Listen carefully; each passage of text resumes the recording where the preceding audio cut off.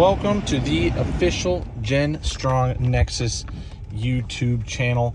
I am just cruising through the property here. You can see my great-grandfather's original 1960s GMC with the 10-foot bed. And we are going to get that truck running. This is the shop. He built this place decades ago, and we are turning it in to a faith-based trade school in HVAC, automotive, electrical, and welding. Hopefully, you guys will see this place transform from the sticks and little rib cage that it is into a fully functioning body of an organization. I am really excited to have this place be my new home and place for work and ministry, and basically the hub of where I will be working. We do videos raw here, so I just wanted to show you guys what this place looked like. We think that we're going to do phase one, starting with that original shop there, the automotive section where that Ford rear end is sticking out of. This is the wood shop here, and then eventually this back 11 acreage, it goes from here all the way back to that corner over there. I guess I can show you guys that. Will be the 200 plus students, fully automated automotive shop, and basically a network hub for sane, sober business, because nowadays everybody gets ripped off. The trades are too expensive. Guys don't know how to learn. And the older generation, they're really running the trades. The average age of a tradesman, it's almost 60 years old. So we're really suffering. We have 5 tradesmen leave the trades every year and only 2 replace them. So we really need the next generation of tradesmen to come in, pull their britches up, straighten out their backs, and get ready to work and provide for their families. So if you believe in that ministry and you believe that the working class is the backbone of America, well, subscribe here and watch this place transition. The YouTube channel is going to kind of be your main source of what we're doing day to day, week by week, how we can make this place operate better, how we can serve the churches and the other nonprofits and ministries here on this property, and our local community centered here in Peoria or the greater Phoenix area. So today I'm just going to kind of kick it off by servicing one of my dirt bikes, one of my motorcycles here. I have my original great-grandpa's motorcycle in there as well. We have some John Deere's there and there. Like I said, that big truck. We have some cool projects here like dune buggies and stuff in here. We have golf carts. We have tractors. We have a 10-ton jack sitting over here, an old original 10-ton jack. We can get both of these running. We have little trailers and campers and boats, and we have a lot of cool stuff that I think you guys are really going to want to see. So take a second and comment down below what you think we should do next, and subscribe and stay tuned. Next we'll go on to the Yamaha part portion of the video. Thanks so much, guys. So here is the shop. 2 generations ago, my great-grandfather served at this property, which was the old Southwest Indian School, now owned by the World Gospel Mission, and it's under the name C3, the Christian Community Center. I have his original 1970 Honda CT90 that we are doing a full restoration on, which I'm so excited for. These bikes, if you know anything about them, are the epitome of reliability and torque. They just can climb straight up a tree if you need them to. Super awesome. Honda, when you kickstart them, they just go. This bike has incredible compression. We have a fuel issue and an electrical issue. Once we solve those 2 things, this Honda is going to run. That's one of the biggest projects that we have coming up, because we're going wheel to wheel, bumper to bumper. We want this thing to be absolutely refurbished, and it's pretty mint for an original 1970. But today, this is one of my most recent purchases. I have a 2007 Yamaha XT225. This is actually the last year that they made this dual sport, and it has everything that you need for being road legal. The blinkers work, the headlight works, it's got the 50/50 dual sport tires, and it's got under 2,000 original miles. It is absolutely mint for the year. I got this guy down $1,000 from what he was asking, and I got a clean title in my name and register. Everything went straight forward. It was really exciting. This is a super awesome bike, and it's super comfortable. I am 6'5", and it's a little bit small for me. So if you're a shorter guy, this is a perfect bike. Actually, short guys will really like this bike. They actually have a 4-inch lower seat than a Sur-Ron. So if you know those electric bikes, those little bikes, This thing's really short, so it's pretty comfortable. Easy to just put around the neighborhood on. It also has these little frame pieces, which I really like because you can grab it and throw it around. You can use this to tie down in the back of your truck as well. So here's what I got going on today with this bike specifically to kind of kick off the Jen Strong channel, because we do things automotive, electrical, HVAC, and welding. Basically, this is me, Micah, my mechanical maintenance ministry. So Micah's mechanical maintenance ministry, 4 M's, quad M, that's what I call it. But we operate under the Jen Strong Nexus. So here's what I got going on, little magnet dish, little hardware, so I can put the license plate on the back. The next thing I got is this air filter, which you oil, and that will make sure we have cleaner air going in to our carburetor. I got some new grips because when the bike feels new, it is new, and these grips are just old Arizona beaten, getting kind of dry and gummy. I got some original hand tools here. The cool thing is these were probably my great grandpa's. So, you know, these old set of pliers and these basic hand tools. I got one flat and one Phillips. And then I got this oil filter, some nice Lucas motorcycle oil 10 W40. I got some extensions for 1/4 inch. I got some sockets here. And I got this basic flip bit 1/4 inch and 3/8 driver. And so I'm just going to do a basic tune-up. I also have a clutch and brake lever that I'm going to tear down and get into here. So first we're just going to start with the oil change, and I'll show you the process of how we tear this bike down and get to it. I got a 19 mil on my 3/8 side. I got a 10 mil on my 1/4 side. Why I did that is because I'm going to start down here, and this should be a 10 mil, and then I'm going to crack it just like that. And what this is our skid plate. And so this little 10 millimeter bolt right here, when I take this out, quote unquote, should actually let me take this skid plate out. I believe that's these Yamahas are just kind of tongued in there in the back. And so when you do this front bolt here, has that little rubber bushing on it. You also see the rubber bushing here is just kind of for heat. I don't think it's vibration thing. It's not supposed to touch up there. But I'm going to undo this 10 millimeter right here. And like I said, just pops right out because you have those little rubber feet that stick in on the bottom here. So everything looks really good. Doesn't look like there were any leaks on here, just some dirt from the Arizona deserts. You can tell we got the red rock out here. So there we go. Okay, so that's off, and that gives us access to everything that we need to take a look at. This actually has our oil lever here. It's a little sight glass. This is our oil filter, and this is how we check our oil. So we can come in here, and this is the first step. Hey, did the guy put oil in this? That's always the first thing you want to check.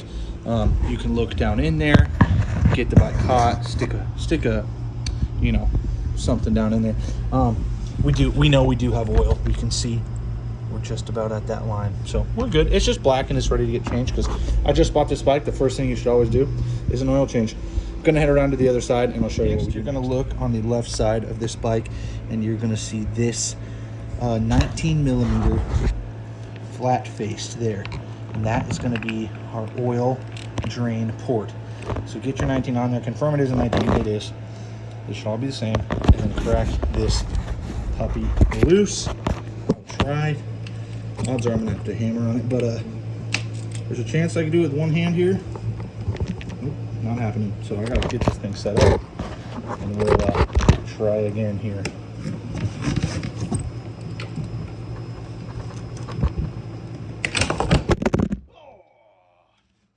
Knocked the camera over, but we cracked it. Almost knocked the bike over there. Oh, great. As I said, we do these videos raw. We're not faking crap. Get that 19 on there, and out should come some oil. All right, there we go. Hey, believe it or not, the bike had oil in it. That's good. Okay, now while that drains, we're gonna pull that plug out the other side, check our O-ring here, and like this, we'll make sure we get more drainage when we open this up. Kind of like if you had those 2-gallon water jugs in your fridge when you were a kid, you had to poke the top to allow more flow coming out the bottom. Same principle here. Oh yeah, look, our flow is way better. So now we'll wait for that oil to drain. While we do that, let's get the filter out on this other side And I'll put the other side of the bike, and you can see these two on here, and it looks like an Allen key on this side. These are 90% chance they're going to be an 8mm. We'll confirm that right now. So we'll grab our 8, and these should be an 8mm. Perfect. So those are going to be 8mm, and then we'll find out which Allen key this is, and I'll show you which size we need for that. So the Allen size that you will need is going to be a 1/4 inch, and that should fit right in here. And then we can crack that, and that is good to go. So I'll actually just do this one now and get it just finger loose, and then we will set up our 8mm here for some view there, and get our 8mm off. These should crack a lot easier than that 19mm. Basically, if you're working with Japanese, Honda, Kawasaki, Suzuki, it's going to be a 10mm 75% of the time. 15% of the time, it's going to be an 8mm. The remainder, 12, 14, sometimes you see a 15 thrown in for like a drain plug and stuff like that. But if you just get a standard, 8 to 19mm socket set, you're basically going to be able to work on all JDM stuff. It's pretty straightforward. And Japanese, they're really good at their engineering. Some say German's the best, some say American's the best, some say Japanese is the best. As far as reliability, I think without fail, Japanese has it going. But the Chevy 350 was one of the best things ever made, and that's American engineering. But then you think about the Germans and how ahead they were. So, but it's all up for debate. Comment down below what you guys are into. Are you a BMW guy? Are you a Ford guy? Are you a Subaru guy? Whatever, or if you're a bike guy, you're pretty much a Honda guy if you're a bike guy, except for the occasional Ducati head, and then all the Harley guys. But long story short, guys, all of them are fun, all of them are well made, and they're just incredible feats of engineering. The man's brain who created these machines, they never cease to amaze me. I think about how complex these motors are, and I think it's really awesome that God can instill those mechanical inclination minded thoughts. That's some metal in there, so we're ready to get that out. But as I was saying, the Lord has blessed us with the ability to create and fix and comprehend, and these men that create these structures that we're sitting in, and the AC systems and the electrical systems and sewage systems, they're really the backbone of America. So that's kind of the mission of Gen Strong, is we need more men in the trades, because this kind of labor is dying, and these machines are fun. So somebody's got to maintain them. So if I always say, might as well be me. If somebody's got to do it, might as well be me. So we'll stop on to the next part here. I just wanted to pause and give you what I think is a useful piece of information. You have 3 different pieces of hardware for this oil filter cap. You're going to have this Allen key one, which we know is on the bottom. You can't really mess that one up. But then you have these 2 8mm. Long story short, the right one is the long one. The left one is the short one. Why? Because this one has to go all the way to the case here. The short one, you can see the threads start right there. So we know the short one goes on the left. Don't mix those up. You honestly can't, but that's an important piece of information. Next, we can see that this filter only goes on one way, so let's not mess that up. See this back part, see that flat O-ring. That cylindrical part, which is going to be this cylindrical part, you can see how those have that cross section. That O-ring part, that perfectly cylindrical part, is going to go face up to this part of the filter, and it should just fit right on there. Perfect. Okay, and now we are good to insert this. I have some oil left over on my finger. You can go ahead and check your seals, make sure everything's good. But it's not like a car where these oil seals, thread up in there or anything like that. So it's fine the way it is. You don't need to pre-fill this or anything like that. So we'll reinstall this on the bike. Remember your oil drain plug? Well, inside you have this assembly. This is actually just like a pre-filter, and you have this little mesh piece inside this spring, and they can just pull apart just like that. And you take some brake cleaner and spray this thing out real good, knock it on the table, and you want to clean it as much as you can to make sure that you don't have any particulates in there. So you can see I got a few little metal fragments. And I'm gonna spray that out, clean it out, and then we'll reassemble. Then I'll show you how it goes back. Part of this video, these are supposed to be torqued down to 7.2 foot-pounds, which is roughly 86.5 inch-pounds. So I have this 1/4 inch torque wrench, which is in inch-pounds. So you make sure you do that conversion. I don't know, ask ChatGPT, Siri, or Google it. But this is 86.5. I actually just set it to 87 because you can't really do the half. And then I torqued these down until it clicks. So these are both good to go. And you do the same with the Allen bit down there. These are all to 87 inch-pounds. Clean mesh and the spring fitted over that. And this is how it goes. Not this way, but this way. The mesh part goes in first, and you push it in to that little port down there. And then this is all cleaned and ready to go. This is our oil plug. Remember that 19 millimeter, and we will stick that up in there, and you're gonna have to fight that spring, and you're gonna get it started. And then we will torque her down after she started there. Probably gonna need 2 hands for this because I'm fighting that spring, but once we get it, we'll get it. I'll show you guys once. Eventually I'm gonna have a tripod to be able to use both hands on these videos, but we're new. So all right, so I got my 19 on Titan here, and we are just gonna torque that down. Boom. It kind of just stops. You're not gonna over torque this thing. I mean, don't crank on it with a giant breaker bar, but beep, and you're good. It's not gonna leak. Should be good to go there. And now we're going to fill up some oil. Easiest part. There is your drain plug that we already undid, and we are going to put in 1 quart of 10W40. And I'm going to try to film this.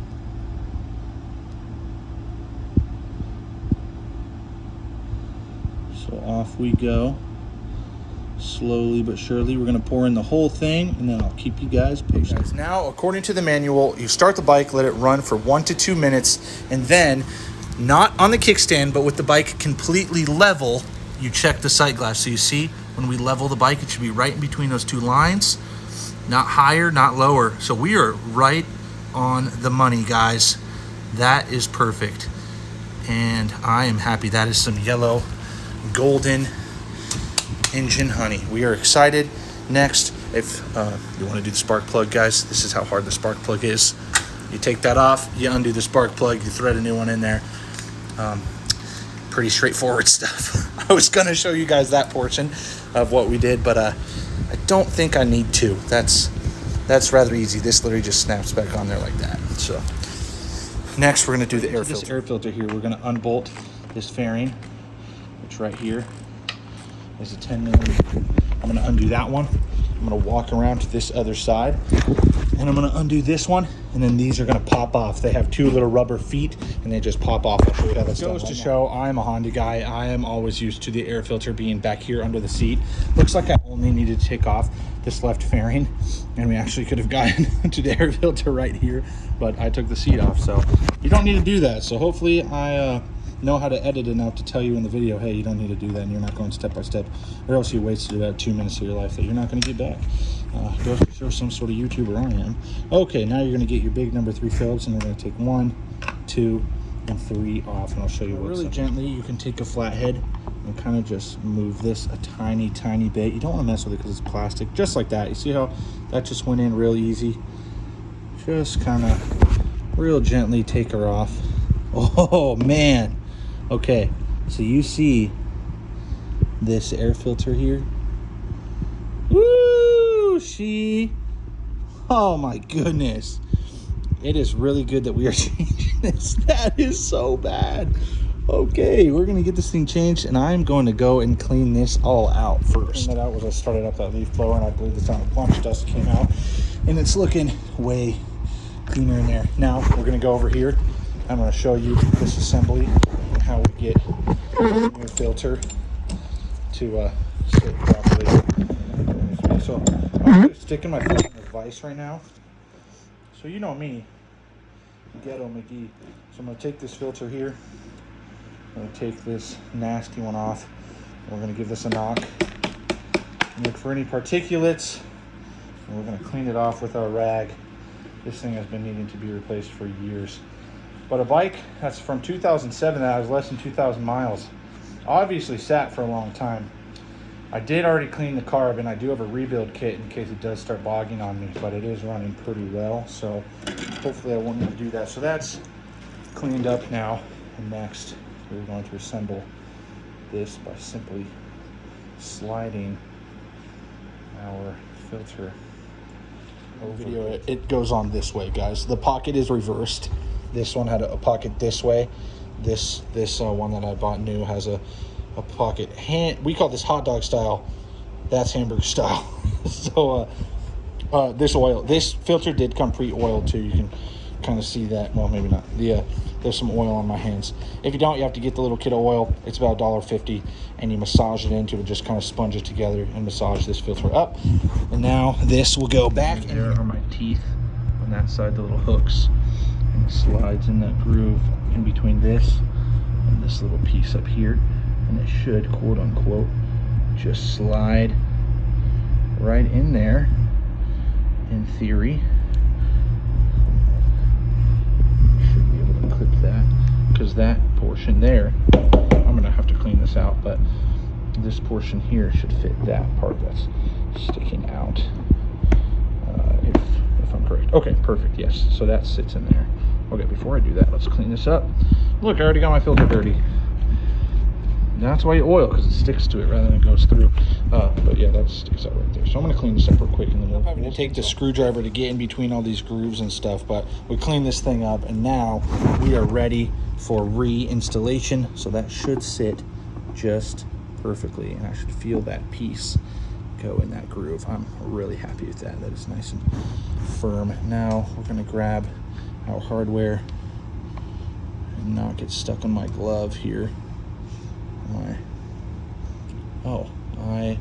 That is the hex set. That's for the seat, guys. Don't do what I do.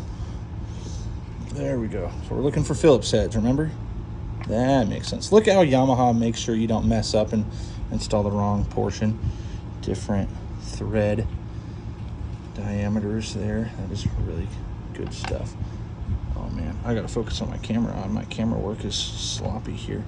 Okay, so those are all set. We'll switch hands and go for the right hand here, and we will get these all in. So it's nice to have a little power tool, but with plastic, guys, don't over tighten. Don't over tighten. Okay, let's snug all these up.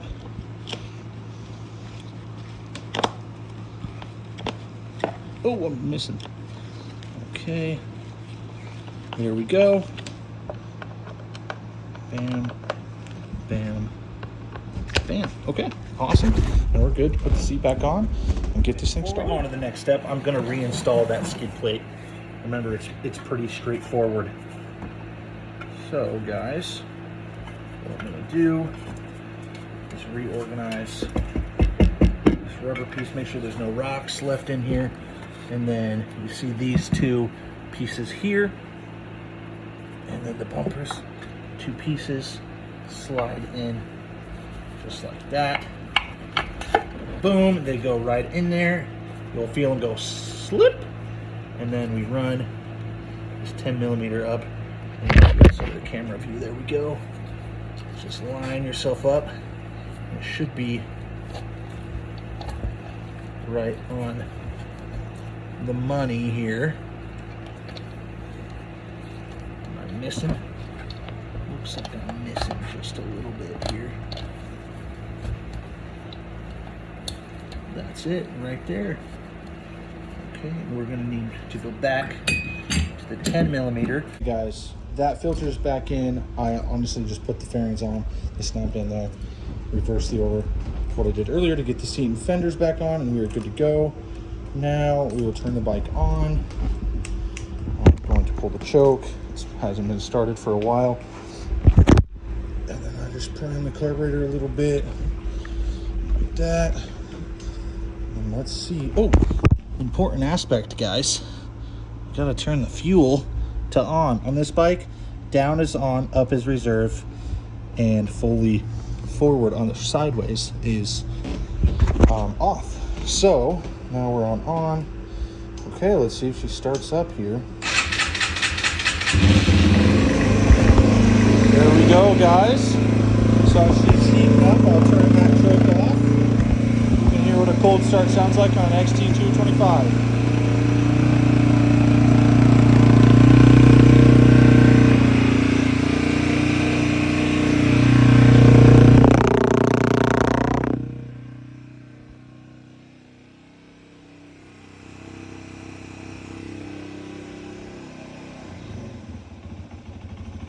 She's idling. The last thing I got to do is put that plate on, and it just has two little slots that you line the plate up with. The problem is it didn't come with any hardware. Obviously, the DMV just sent it to me.